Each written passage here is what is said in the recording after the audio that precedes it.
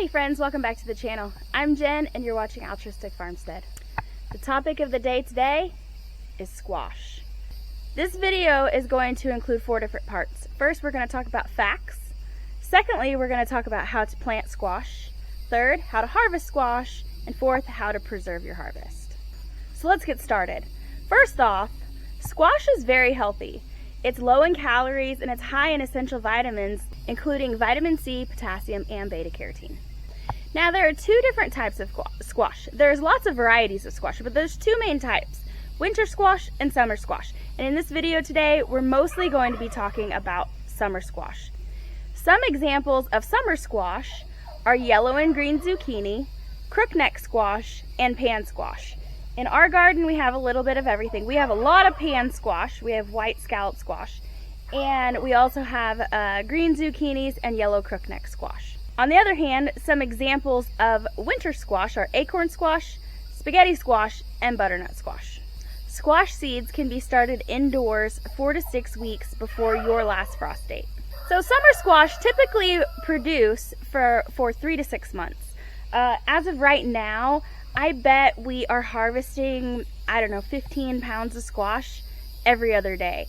We are getting a lot of squash out of this row. One cool thing about squash is that you can grow them in the ground or you can grow them in a container if you have limited space. So you just have to make sure that they have at least a 5-gallon bucket because they do grow to be pretty large, as you can see. One last fact that I want to talk about is squash have male and female flowers. So the male flowers grow and then they die off. Female flowers grow and then they grow fruit. So now that we've talked about some of the facts about squash, let's move on to how to plant squash. Squash need at least 6 hours of sunlight every day. They really love hot weather and they like moist soil. Squash plants require about 1 to 1.5 inches of rain every single week. So the way we keep ours nice and watered is we use a soaker hose. Seems to be doing a really good job. As a general rule of thumb, you probably want to plant your squash about 3 to 6 feet apart because these plants get really big. You don't want to plant any of your plants too close to each other because then they're always fighting for nutrients and water. Because the squash leaves are so huge, they don't let a lot of light filter through to the ground. So you're not going to need a ton of mulch or ground cover or anything for the squash because there's just not going to be a lot of weeds that can grow in the shade. Squash love organic matter. So when you're planting, it's a good idea if you have some good compost or some leaves laying around, add that into your beds when you're planting and your squash will do so much better. Squash don't need a whole lot of fertilizing throughout the season, but if you want to fertilize, you can use a slow release fertilizer. We prefer to just use rabbit poop. So you can either make a rabbit tea and water it, or just take some of the little balls and just spread it throughout the squash and it'll slowly release and fertilize all season long.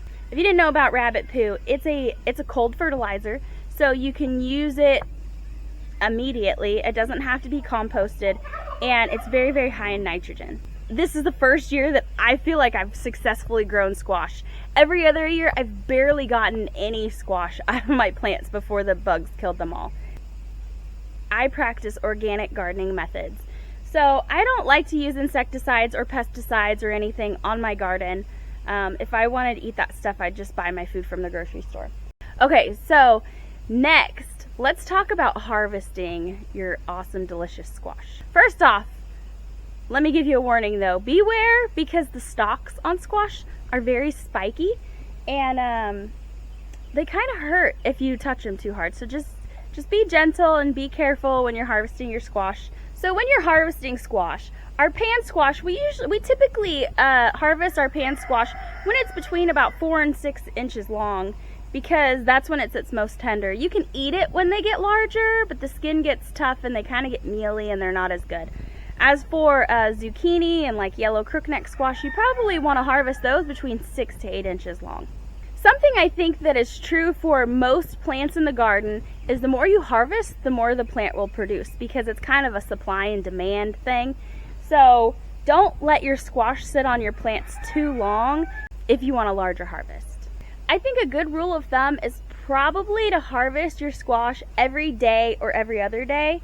Ours are growing so fast. We're doing it every other day, and like I said, we're getting about 15 pounds of squash every other day, which is more than enough for us to have fresh squash. Let me show you how I harvest squash. Here is a good size white scallop squash, and to pick these, I just like to snap it off like that. Here is a good size yellow squash or crookneck squash, and for these, I just like to just give it a little bit of a twist. I actually don't have a lot of squash on here that are ready to harvest right now.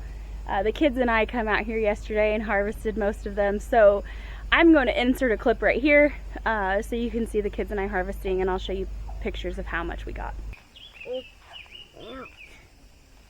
Ouchies. There you go. Good job. This is a giant one. It is a giant one. Oh, I found a ginormous one. Like a giant one. It's huge. Let me see. Are you making a YouTube Holy video? moly, that is huge. Yes. I found 2 big ones already. They're huge. I found a huge one, but I'm afraid I'm going to get Hey, look, cooked. there's a little grasshopper on it. I know. I'm going to grab it. Oh, show me, Bracy. Kind of left some of this. It's okay. It's okay. We can cut that off inside. You guys stand next to each other.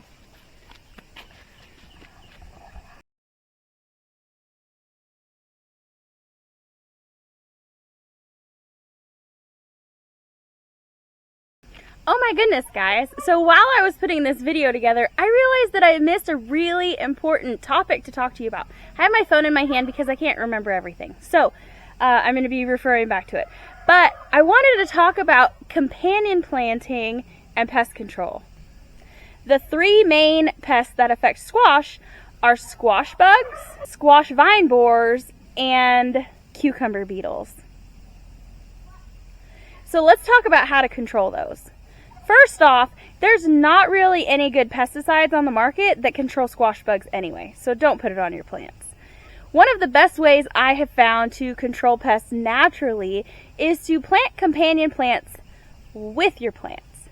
So, for example, we have planted peas, corn, marigolds, mint, and a variety of herbs in with our squash to help repel those icky bugs. Some of the most beneficial companion plants for squash are, and I'm going to read these off because I can't remember them all. There are a lot of them. Radish, nasturtiums, marigolds, corn, dill, potatoes, cucumber, lettuce, peas, beans, borage, oregano, mint, chives, parsley, fennel, German chamomile, calendula, peppermint, cosmos, and lemon balm. In addition to companion planting, one of the ways that we control pests is by using diatomaceous earth. If you don't know what diatomaceous earth is, it's just ground up fossil shells into a fine powder, and you just use this little squirter thingy to disperse the dust all over your plants. It's all natural, it's organic, blah, blah, blah. But the most effective and time-consuming way to control pests on your squash plants is to simply check your plants daily, and then you pick off any of the bugs or the eggs. You can squish them or you can put them in soapy water. It's very time consuming, but it's definitely worthwhile. Now back to the regular program. Finally, I want to talk about preserving your harvest. There are 5 main ways to preserve squash. 1, you can freeze it, you can refrigerate it, you can dehydrate it, you can can it, or you can freeze dry it. To freeze squash, you want to slice it or cut it into cubes. Then lay it out on parchment paper on a pan and put it in the freezer until it's frozen. Once it's frozen, you can take it and put it in Ziploc bags. That way you have individual pieces and they're not all stuck together. Squash in the freezer lasts about 4 to 6 months. So let's talk about pickling. So you can pickle the cucumbers and make refrigerator pickles. To do that, it's really simple. All you do is make a simple brine out of water, salt, and vinegar. You can add any other spices that you want, but you boil that, and then you cut your squash into slices or cubes, however you want to do it.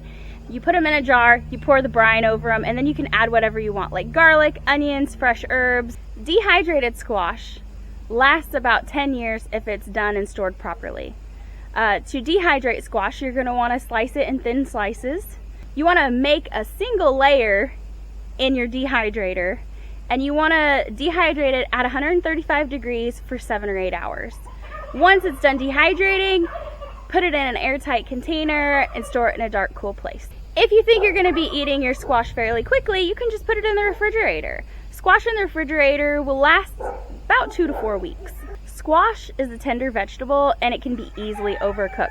So canning it is probably going to lead to it being overcooked and squishy when you reheat it. Last but not least, you can freeze dry squash.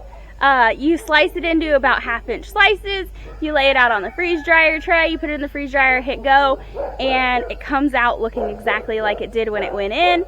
It can be stored up to 25 years if you store it in an airtight container with an oxygen absorber, and it tastes just like it's fresh when you eat it. So I really hope that I was able to teach you guys something today. We went over facts about squash, how to plant squash, how to harvest squash, and how to preserve your harvest. Thank you guys for watching. Please don't forget to hit that like button, subscribe, and leave me a comment if I missed something or you have something to add. If you'd like to see more of what we do on our farm, here's a video. I'll put a playlist over here. Thank you for watching and have a blessed day.